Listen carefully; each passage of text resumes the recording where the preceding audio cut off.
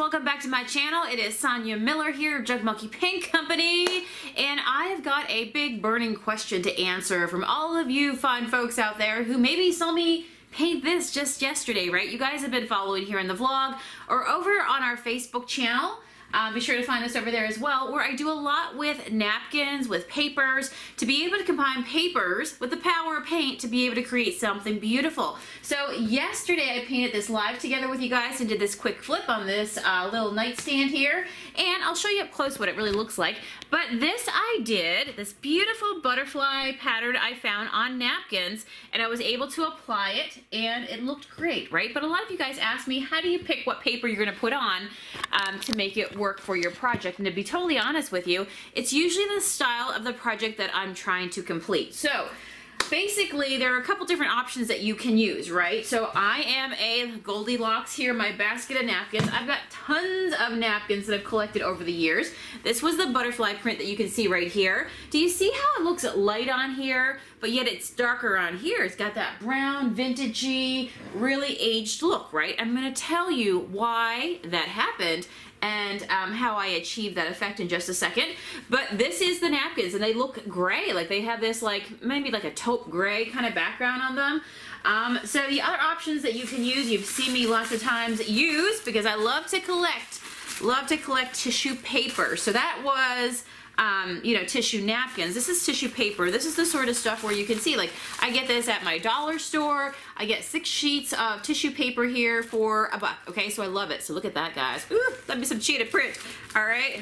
I guess it's cheetah. Is that cheetah? I think it's cheetah. Maybe it's leopard. I don't know. Somebody who knows. Cheetah versus leopard. Comment below.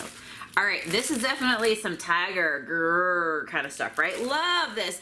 Wouldn't this be fun even with this color? Oh my gosh. So when I looked at this color, I thought, oh yeah, like gold goes so good with greens, bronzes, and so bringing something that has a little bit of orange into it, I could have went with either of these. This would have worked beautiful as well, all right? I have some stripes here, and we've also got like a little really fun pattern here as well. Love that, right? So that's your second option right there, is tissue paper versus napkins. And then the other thing you see me use a lot is things like this. Like this is our this is a project that I did recently, and I took you guys with me over at our Facebook channel. We went to Joann Fabrics and we scored this, right? We've got a couple different kinds, and this is truly what's considered designer paper, okay? It's designer paper. It's heavy. It's awesome. I actually completed a gorgeous black and used this. This is the remnants of it on a lovely dresser that I converted to a paint storage unit for myself. It's right here in the vlog too if you want to go check that out. And then the other thing of paper that I like to use is when I go to like places like Hobby Lobby, I'm going to get these on sale for like half off, 40% off, or if they're not on sale, I'm going to use my coupon and score them, of course, for a nice percentage off, right? So you get these nice, really, ooh, I love this book here. Do you see all the vintage papers that's in there? So fun, right? So, okay, so how do you pick, Sonia, which ones you're going to work with? So the true story is I decide what is the final look of my piece going to be. If I'm going for something that looks aged and old, it's been around for a long period of time, I want it to look more vintagey, and I just want it to really look like it's really old versus modern, okay? What I'm gonna do is I'm gonna go probably with a napkin. I also did a beautiful hutch on here. Did you guys see that, where I put some beautiful rosettes? I might have them here with me. I actually use these napkins right here. I use these on the back of it. It was gorgeous, right? Because I left the interior, I did not paint it, but it had a browny frowny interior, right? Just like this was browny frowny before I painted it. So here is a great tip for you. If you want something to look more vintagey, leave that browny frowny furniture unpainted, okay? Leave the back of the hutch unpainted and you want to use your napkins. Now napkins, why they're so awesome is because they suck in, and they're so thin that they will suck into the wood, because wood is porous, and the moment you put down some Mod Podge and then you put down your napkin over it, it's going to suck it all in, okay? So in this case, I purposely only painted the area around what I already knew what I was going to actually fill in with the napkins. So by leaving the brown background, the browny frowny background, background, not doing anything with it, just my layer of Mod Podge and then my napkin over it, what happened was it sucked it in so much that that brown napkin now becomes this beautiful vintage backdrop, right? So just remember, and this is why I use napkins, is you'll see on the front or the back or somewhere, it'll tell you, like right here, it's telling me right here that it's these right here are 3-ply. What that means is it's 3 sections that make up the napkin. So believe it or not, this is the napkin front right here. This is the design part. It's very, very thin, okay? Behind that napkin, attached to it, when I pulled this apart, was 2 other pieces like this. You can still see a little bit of the print remnants on it, in fact.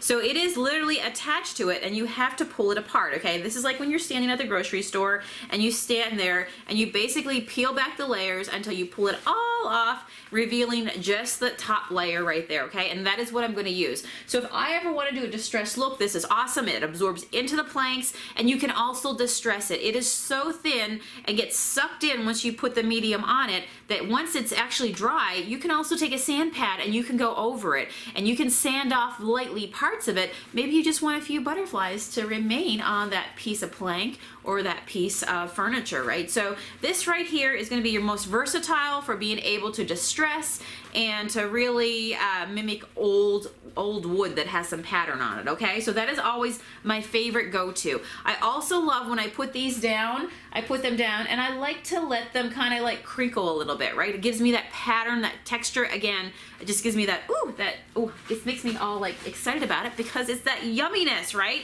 Totally that yumminess. Okay, the next thing I would use in the grade of like what's easier to work with to distress to the more classic non-distress area, okay? So we're going from the napkins. The next thing is we would use something like this, okay? This is where you get to go out and you get to find some of the actual paper napkins. Paper napkins, okay? This is the stuff, or paper tissue, sorry.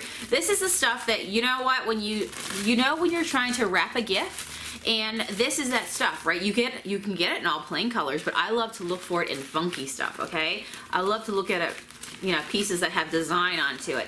And it is so thin. You know as well as I do that you can tear this stuff so easy when you're just kind of crumpling up just to stuff into a gift bag.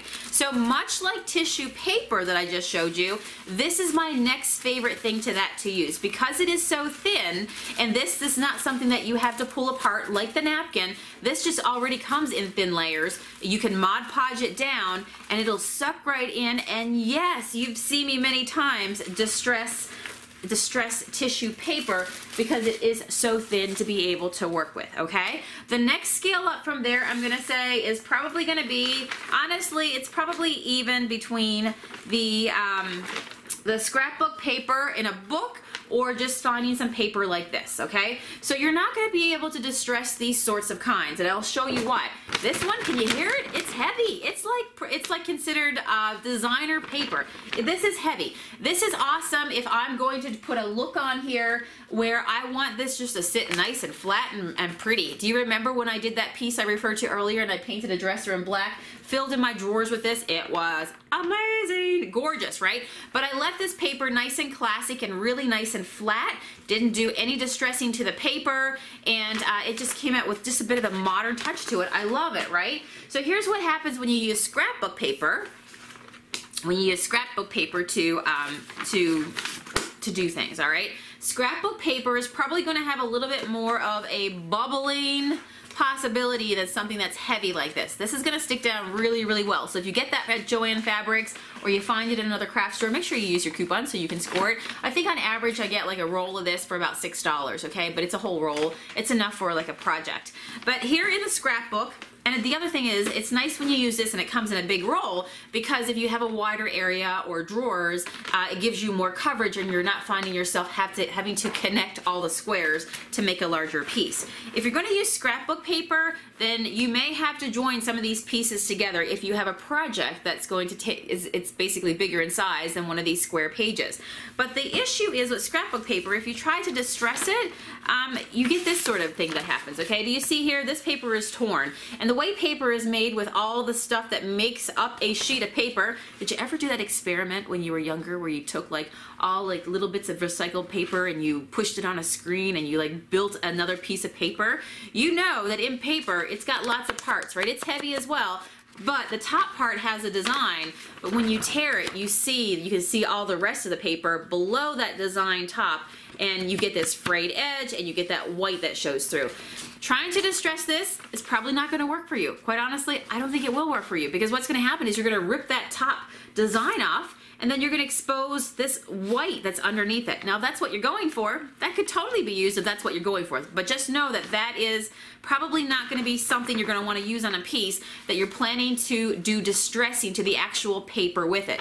Could I totally find this awesome paper, put on the front of it, and then do my same process? Yes, I totally could do that, right? But the difference is I'm not going to have that brownie frowny background come through. This paper is so thick that what's going to happen is even if I painted something underneath it or I left it brownie frowny, I'm not going to get that see-through kind of look, that light, fragile, beautiful little pattern on some brownie frowny, because this is much, much thicker and it's going to hide anything that's behind it. And the last tip I'll leave you with is if you ever are using napkins, and you're like, boy, I'm going to pick a color that's in these, like, you know, maybe navy for my background. If you put this onto, you know, whatever brownie frowny, you're going to get lots of brown. You're going to get that sort of vintage look coming through, right? But if you painted your background white, what's going to happen is this is going to stick on that top layer of this 3-ply napkin. I get it off to the top layer, and what's going to happen is now I'm going to, instead of having a white background, I'm going to have a darker background. So you with the napkins, which I love to use and collect, is you get the opportunity to be able to create different backgrounds and get different effects. Whereas if you use something more heavier, it's less likely to be able to work with you for distressing projects. It's not going to be like a napkin that tears so easy and so light and thin, or even like the tissue paper that sucks sand, because yes, you can sand tissue paper. I've done lots of that as well. But the heavier your paper, just think about the look of your piece, because the heavier your paper, you're probably going to go with something that's a little bit more more classic, right? Maybe has more of a clean sort of edge to it. So I hope that helps you guys out immensely. And then I would say, on top of all the paper projects, why not think about even decoupaging some fabric, right? Oh man, the world is our oyster. There is so much that we can do with the power of paint and you know, the power of creativity and how it all comes together. All right, guys, thanks so much for joining me here on my channel. I hope that really helped you guys out in determining what's the best paper to use for the project that I'm about to flip. And so here we do uploads on Tuesdays, Wednesdays, and Fridays, where we take your questions, where we show you DIYs, take you junking and thrifting with us, and heck yeah, we even go on van rides to the beach and all around this wonderful country. So thanks for joining me here. You guys have a great day.